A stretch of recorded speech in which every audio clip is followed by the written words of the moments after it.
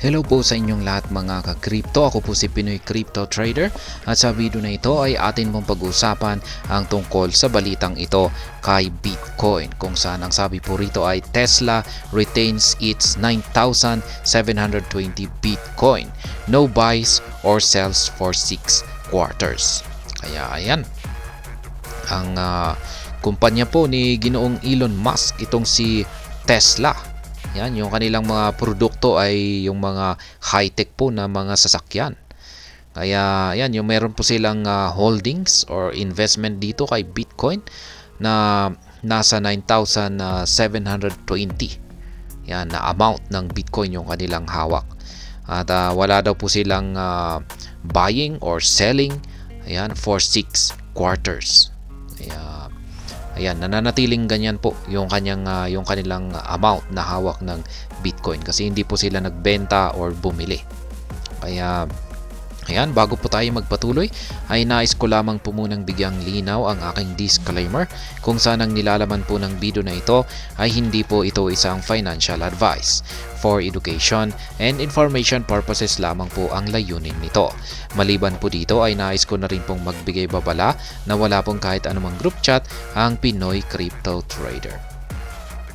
At yan, ang sabi po rito ay the latest quarterly report of Elon Musk automobile firm Tesla reveals it's neither sold nor purchased any Bitcoin during the final quarter of the previous year. Kaya yan na nga, naglabas po ng report itong automobile firm ni Ginoong Elon Musk na Tesla na wala po silang binili or binenta na Bitcoin dito sa final quarter ng previous na taon or nakalipas na taon. Yan, Tesla, the electric vehicle giant led by Elon Musk, has published its 2023 fourth quarter earnings report with no mention of Bitcoin-related transactions. Notably, the absence of any Bitcoin-related activity in quarter 4 or fourth quarter report suggests that Tesla did not partake in converting its Bitcoin assets into fiat currency, a move that would typically be highlighted in such financial disclosures. In other words, Tesla has retained its holdings of 9,720 Bitcoin. With this decision, Tesla maintains its position as the third largest publicly traded firm regarding Bitcoin holdings.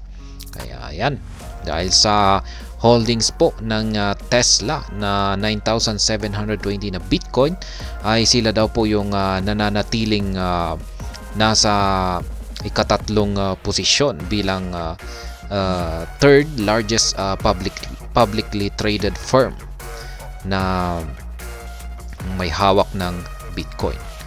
Kaya yan, per Bitcoin Treasuries data, Tesla trails behind only renowned BTC Whale MicroStrategy and Marathon Digital Holdings. Kaya yan, sinusundan lamang daw po ni Tesla yung mga kilalang mga Bitcoin whale na mga financial or institutional firms na katulad po ni na sina MicroStrategy, ayan, at saka si Marathon Digital Holdings. Tesla sold no BTC for 6 quarters. Significantly, Tesla's last Bitcoin transaction was in the second quarter of 2022. Per the second quarter 2022 financial disclosure, Tesla reduced its Bitcoin holdings by 75%. Specifically, the Elon Musk-led firm offloaded Bitcoin worth $936 million during the period. Tesla has not made any Bitcoin-related transactions since then, translating to 6 straight quarters. Yan lamang po yung naganap na, yung previous na naganap po na transaction ng Tesla dito kay Bitcoin, kung saan ay naganap po yan nung second quarter ng taong 2022, kung saan ay nagbawas po sila ng 75% sa kanilang Bitcoin holdings, at yan po ay nagkakahalaga ng $936 million. Pagkatapos ng kanilang transaction na ito ay wala na, hindi na ito sinundan pa ng kahit anumang transaction hanggang ngayon. Kaya in 2022, Elon Musk clarified that the decision to sell 75% of Tesla's Bitcoin holdings was related to concerns over liquidity, particularly in the context of the COVID-19 related shutdown in China. Musk emphasized that this move should not be interpreted as a negative judgment of Bitcoin itself. In the broader financial context, Tesla reported a total revenue of $25.167 billion in the fourth quarter of 2023, marking a 3% year-on-year increase. Moreover, it recorded a decreased operating income of $2.1 billion for fourth quarter 2023. Kaya yan naman po yung report ng total revenue ng Tesla nitong nakaraang taong 2023. Kumita po sila ng total revenue na $25.167 billion. Ayan, meron po silang 3% daw na kita sa pagdating po sa year-on-year increase. Kada taon po yan, 3% yung kanilang kinikita rito. Tesla Bitcoin history. In 2021, the electric car manufacturer made a significant move by acquiring $1.5 billion in Bitcoin. Subsequently, Tesla expanded its payment option by allowing customers to use Bitcoin to purchase electric cars. Kaya yan po yung nangyari noon. Ayan, tinutukan na rin po ng lahat yung tungkol dito at maraming nagkagusto rito. Kasi nung taong 2021 ay inialaw po ni Ginoon Elon Musk yung Bitcoin bilang isang payment method para makabili ng mga produkto ng kanyang Tesla company. Ayan, pwede kang bumili ng mga sasakyan gamit ang Bitcoin, mga Tesla cars. Ayan, however, this venture was short-lived. In the same year, Tesla suspended Bitcoin's acceptance as a payment method for vehicle purchase.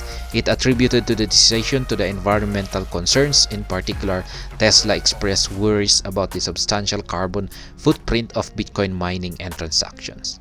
Ayan, yun nga lang at hindi po nagtagal yung payment option na ito kay Bitcoin para bumili ng Tesla cars. Ayan, kasi yan, sinuspend na rin po kaagad ito sa parehong taon. Ayan, hindi po siya gaanong nagtagal kasi si Elon Musk ay si Ginong Elon Musk ay hindi daw po niya nagustuhan itong si Bitcoin dahil meron daw po itong nagdudulot daw po kasi ito ng environmental concerns. At yung environmental concerns na ito ay nanggagaling po sa mga Bitcoin mining. Yan, in transactions nito. Yan, kasi yan nga, yung mga Bitcoin mining ay gumagamit po yan ng malalakas na or matitinding energy para patakbuhin or i-operate yung kanilang mga mining equipments. At yan po yung hindi nagustuhan ni Ginoong Elon Musk. Kaya yan pong muli. Ang Tesla ay Tesla Cars na company na pagmamay-ari ng pinakamayamang tao sa buong mundo sa ngayon na si Ginoong Elon Musk ay nananatili pa rin po yung kanilang Bitcoin holdings na nasa 9,720. Kaya ayan, hanggang dito na lamang po tayo sa video na ito. Sana po ay inyong nagustuhan ang aking paliwanag dito. Kung inyo po itong nagustuhan ay pakiclick lamang po ang like button nito. Para naman po sa mga bago lamang dito, kayo po ay aking inaanyayahan para mag-subscribe.